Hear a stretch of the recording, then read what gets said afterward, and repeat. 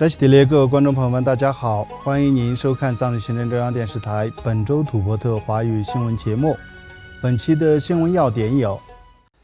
边巴次仁宣誓就任藏日行政中央第17届噶夏司政；台湾外长澳洲与台湾国会支持土伯特小组祝贺司政边巴次仁连任；美国国会众议院提出2026年确保土伯特未来法案；司政与外交部长在新德里出席美国独立250周年招待会；议长和司政致函悼念美国前议员巴尼·佛兰克逝世；第3届藏传萨嘎达瓦佛诞及土伯特宗教文化艺术节在台湾揭幕；达仁萨拉召开首届土伯特文化节。下面请看详细内容。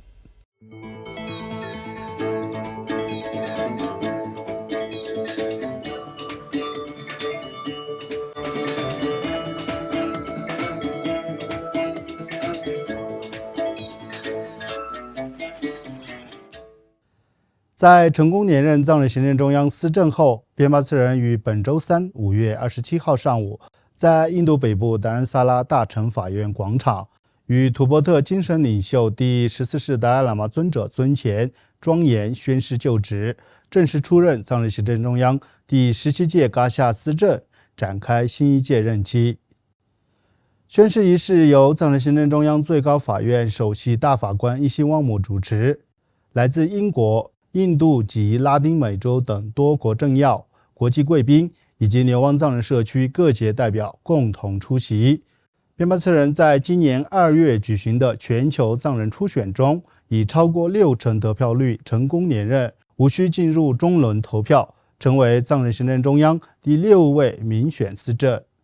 当天的典礼在土伯特与印度国歌声中展开，并安排诵经祈福及文化表演，展现流亡藏人社区对文化与民族身份认同的坚守。随后，司政边巴次仁发表就职演说，承诺在他的领导下，第17届噶夏将积极推动政治与社会福利相关举措，并指出在土伯特问题获得公正解决前，持续推进土伯特自由运动为首要目标。而与会国际嘉宾在致辞时，重申对土伯特人民争取自由、人权和正义事业的支持，并对中国政府在土伯特实施的宗教、语言和人权限制表达关切，同时强调将继续支持藏人维护自身文化、宗教与民族认同的努力。与此同时，在司政边巴次仁的率领下，第16届噶夏各部门的部长于本周一5月25号上午觐见了达赖喇嘛尊者，并向尊者辞行致敬。在觐见结束后，作为5年任期的最后一个工作日，第16届噶夏与噶夏秘书处举行了最后一次内阁会议。司政边巴次仁在会议期间向3名部长颁发了感谢证书，以及一副由达赖喇嘛尊者亲笔签名的唐卡，以表彰他们的服务与贡献。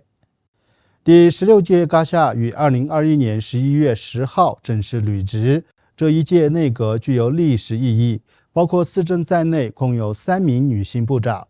司政将在第18届土伯特人民议会批准内阁部长人选后，尽快组建第17届噶夏。与此同时，第18届土伯特人民议会议员也将于本周日宣誓就职。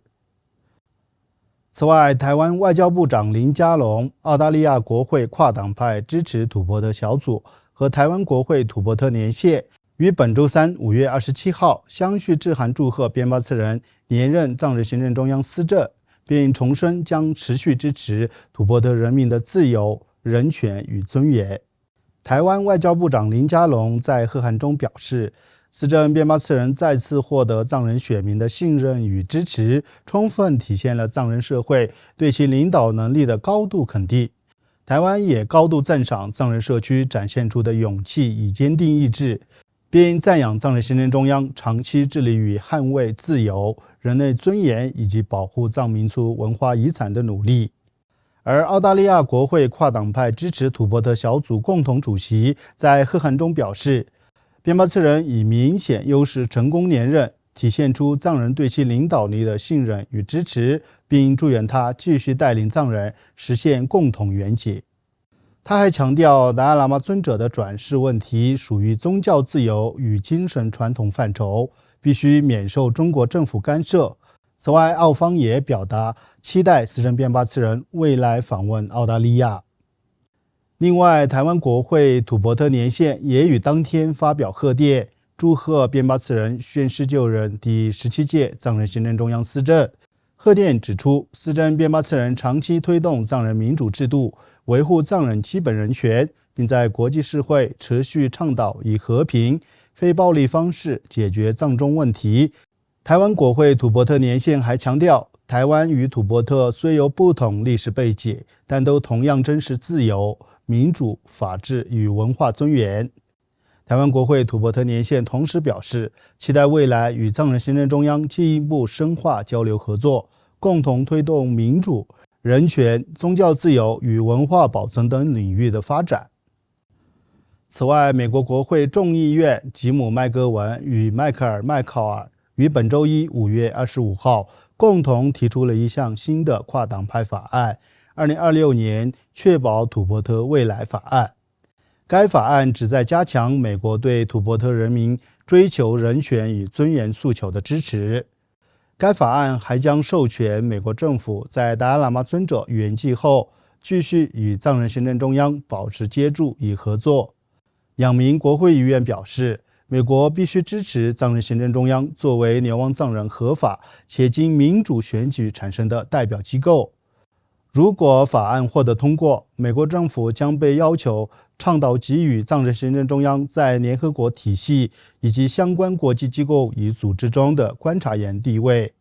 此外，法案还允许美国政府以适当高级别的接触与外交礼仪对待藏人行政中央官员，并可能包括提供外交安全保障以及相应的外交豁免权。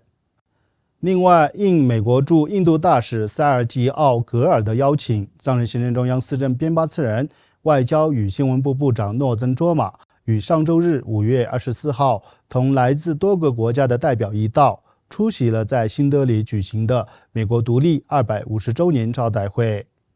在美国驻印度大使馆于当天在新德里举办的招待会期间，美国国务卿马可·卢比奥、印度外交部长苏杰森、美国驻印度大使塞尔吉奥·格尔分别发表讲话。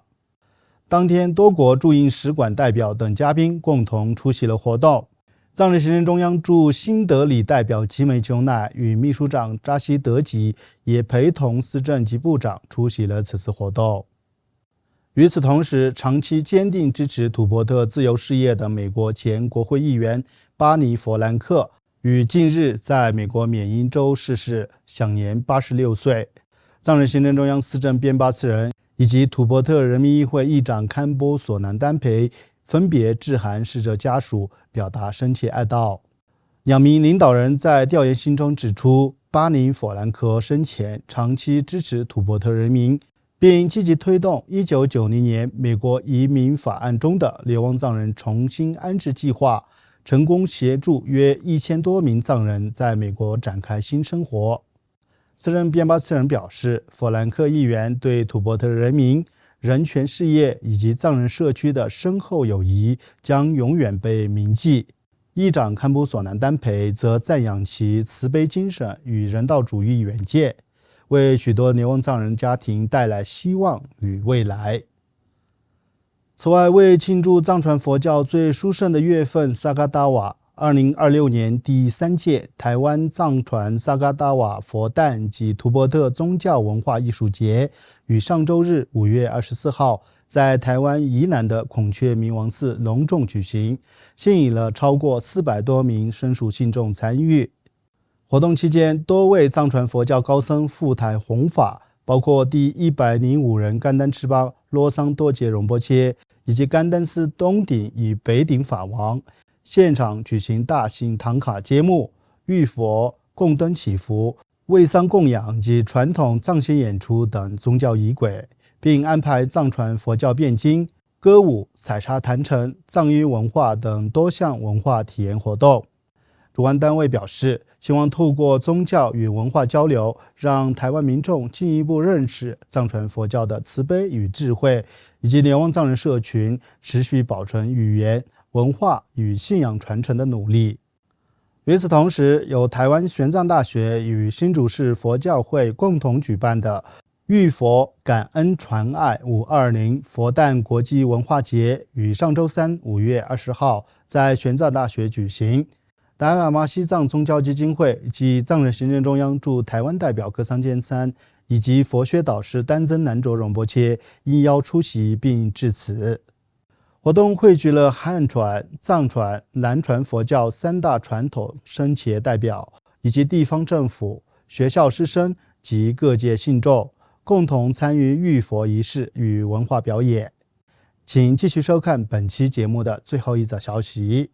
作为达赖喇嘛尊者9世华诞及慈悲年庆祝活动的一部分，藏人行政中央外交与新闻部于本周四5月28号在印北达仁萨拉的警察体育场举办了为期3天的土伯特文化节。藏人行政中央司政边巴次仁为文化节揭幕，包括喜马歇尔邦议会议员苏迪夏尔玛等各方嘉宾出席了开幕式。司政边巴次仁在开幕致辞中表示，此次文化节在某种意义上体现了流亡藏人对印度政府与人民以及喜马歇尔邦人民长期支持与协助的感激之情，尤其感谢他们在帮助藏人与印度安顿与重建家园过程中所发挥的重要作用。主要嘉宾苏迪夏尔玛议员强调，应举办更多类似的文化活动，并呼吁印度民众积极了解独特的土伯特文化与历史。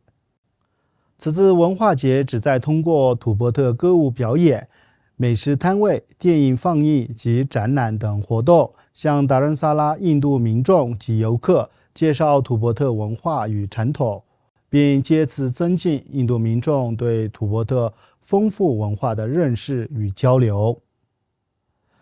观众朋友们，以上就是本期节目的全部内容。欲了解更多有关土伯特境内外的最新讯息，欢迎登录屏幕下方的网址。感谢您的收看，我们下期节目再见。